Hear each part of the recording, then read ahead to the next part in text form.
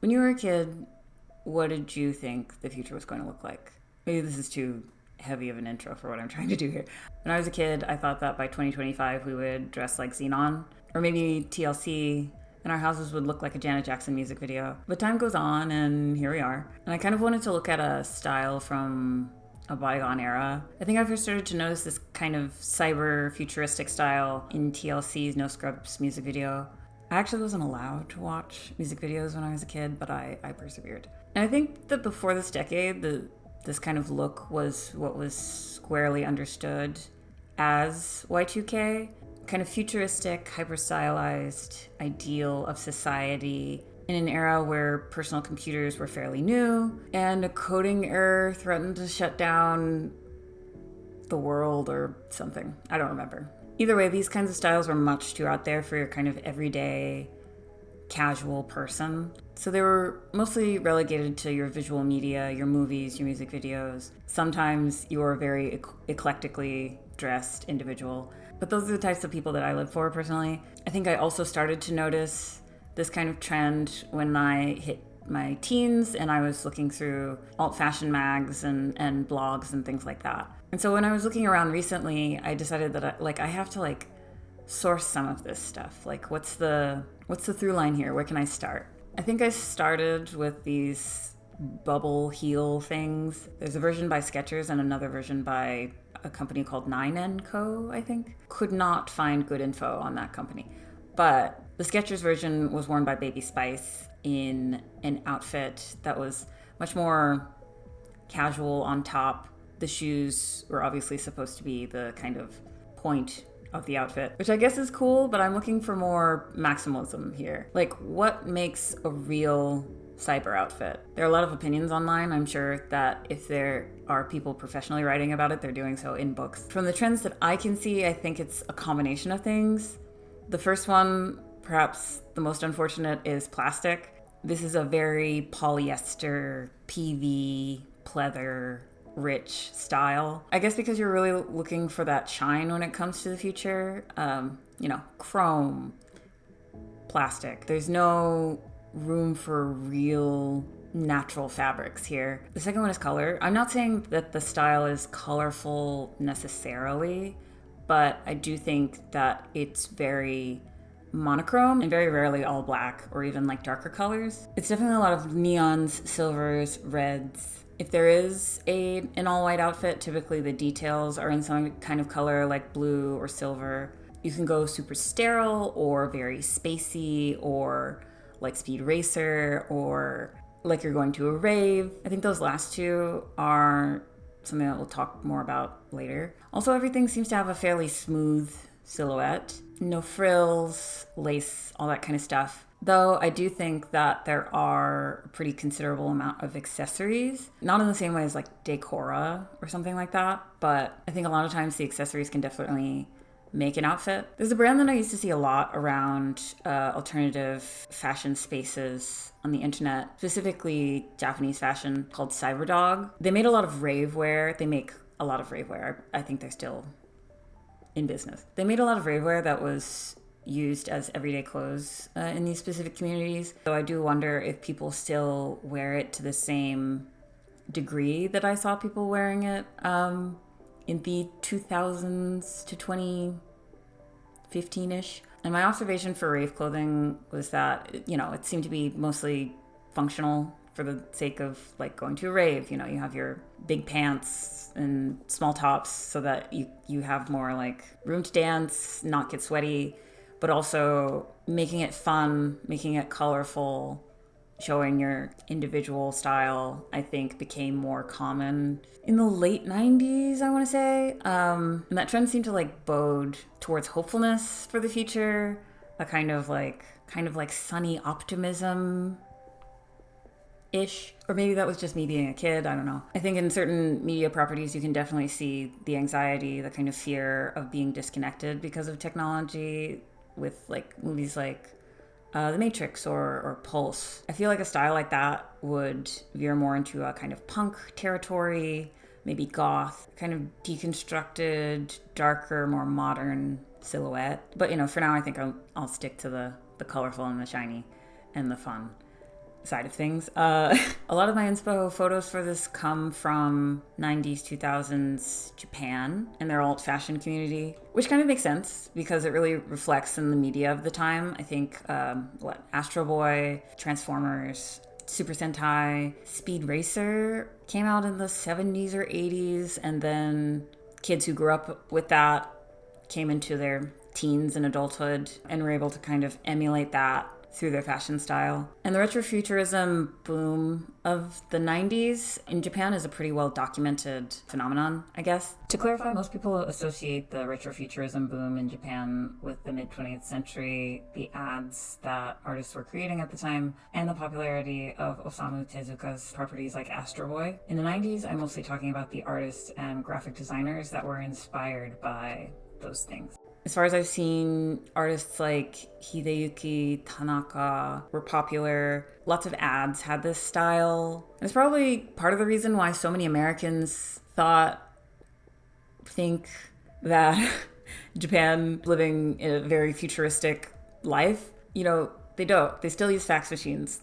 They just have good marketing. You know, at the time I wasn't super into Power Rangers, but I was sneak watching music videos. And on the one hand, a lot of these were definitely inspired by quote unquote Japanimation, as I've seen a bunch of 90s articles refer to it. I really forgot that that's how we referred to it back then. I think the Missy Elliott outfit in Sakatumi is a reference to Mega Man. But I also think that it was innovative in its own way. There's like this kind of optimistic experimentality to a lot of these music videos. A kind of, I'm bringing something that you've never heard or seen before. I think this is fairly common in every era, right? Like the 50s had the Jetsons, or 60s? When did the Jetsons come out? 1962. The 60s had the Jetsons and like Star Trek, and just thinking back, it seems like we lost some of that kind of whimsy, I guess, around maybe the 80s or 90s. And then again, maybe around 2012. That may be part of the reason why the style kind of died down as we reached the future, the kind of reality of the world around us, the fashion that we take part in, our rapidly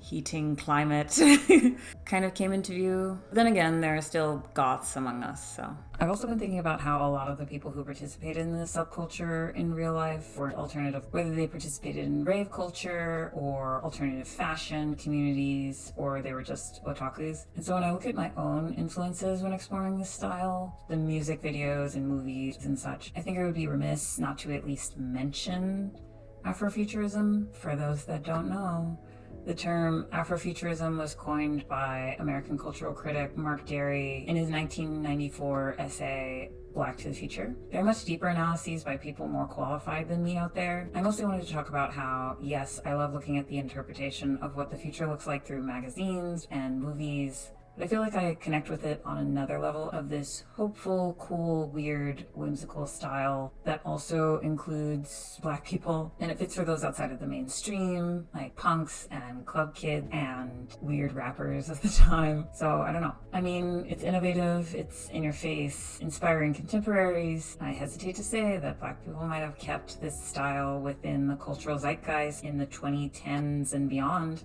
I think of Janelle Monáe and Black Panther. I think there's also a Disney cartoon that's either in the works or is currently airing. But if you want to know more about this concept in general, there's an exhibit on Afrofuturism as well in the African American History Museum. At least I hope there is. I have a lot of anxiety about the museums right now. I ran out of time to really take it in while I was there, but I saw the P-Funk spaceship and it was really cool. Anyway, back to your regularly scheduled programming. I also like this idea of accessories looking like and being implied to be made from household tech objects. Hair clips made from motherboards or bags that look like a Sega Dreamcast. Adding random tubes and screens to your accessories to make them seem mechanized. I also really like this idea of when main pieces are shaped like armor, kind of like a cyborg. Or those like very expensive little robot dogs that I really, really wanted when I was a kid come to mind. Like an iDog also. And I think since we see this style on again and off again throughout the eras, I think the current iteration might be more of the like sporty race car driver or like tech wear that I see occasionally. It has that same kind of vibe. So I don't think that's completely gone within the 2020s from current fashion spaces. I think some of it has definitely evolved. But if you ask me what I'd like to see more of, I think I said this in the last video, I want to see more see-through tech. The inner workings of the mechanics in your keyboard, in your Switch. I also would like some whimsy back. If we could have more like drawing back to maybe some Super Sentai or some Power Rangers, conflating the two. Or even within media having some like hopeful cartoons about the future. But I do think for the person who wants to dress like this, it's probably one of the more difficult alternative fashions to achieve. I looked on eBay for like cyberdog pieces.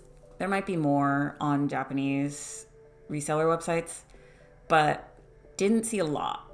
And what I did see was fairly prohibitively expensive for someone who's trying to like try it out, I guess, and just like explore the fashion. And also the amount of plastic and polyester that tends to be within the style really kind of made me worried about the sustainability aspect of it. But on the other hand, I was looking at an article, photo shoot kind of thing from Kerouac magazine, I think from the 90s or 2000s, where they talked about one of their subjects DIYing like her whole wardrobe, which didn't seem like it was feasible. But I don't know, if you think about the whole like recycling aspect of it, if you think about like, yeah, actually putting like tech that is no longer usable and kind of like using the million cords that you have in your drawer and like attaching them to your backpack to make it look like it's technology of some sort. I think that there are a lot of currently existing things that could probably be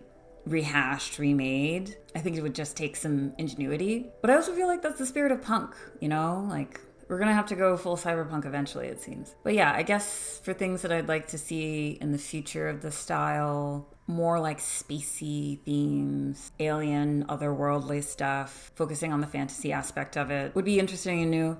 And I don't expect everyone to like suddenly start dressing like Xenon. I have unfortunately left some of my whimsy behind as the world has kicked my butt. But you know, I still work at adding some color to life. There are a bunch of different ways to do it, I guess, is my point. So yeah, tell me what you think. This was much more of an overview than an analysis. I mostly just started thinking about this video because I was like, I'd really like to wear this style. And then I amassed a bunch of photos about it. And then I was like, actually, no, I don't necessarily want to wear this style, but it's so cool. And I do want to like celebrate it a little in the way that I can, which is talking about it on the internet. So yes, I might have missed stuff. Who knows? There's definitely stuff that I didn't talk about as far as like our current trends, because I feel like a lot of it exists in like a Shein capacity, and I didn't want to go in that direction. I do see some like small businesses making accessories and stuff like that. Shop Solani was one that I saw making like headphone accessories and stuff like that. But you know, if you have stuff to add, you can do so. If you like this video, you can like it, subscribe if you want, comment if you feel like it. I'll catch you next time. Thank you.